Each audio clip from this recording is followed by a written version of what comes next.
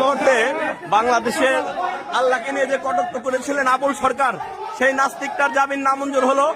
আমরা অনেক আইনজীবী তাদের পক্ষে লড়তে পেরে নিজেকে খুবই হ্যাপি মনে করছি। এই যে আমাদের আইনজীবীদের পক্ষ থেকে আইনজীবীরা নিজেরাও ফাঁসি যাচ্ছে। দেখেন বন্ধুরা, এই ফালতুর আসলে ফাঁসি হওয়া উচিত।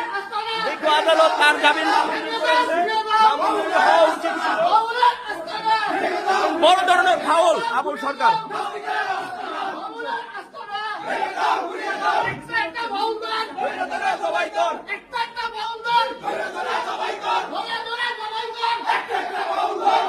দেখতে পাচ্ছেন বন্ধুরা আপনারা,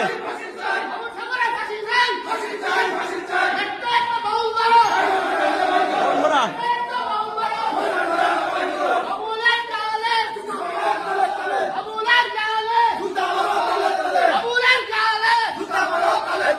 বন্ধুরা আপনারা, হ্যাঁ, নাস্তিক আবুল সরকারের জামিন নামঞ্জুর হয়েছে।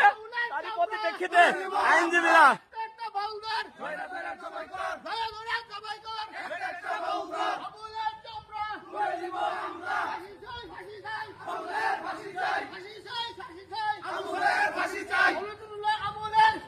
ফাঁসি হোক।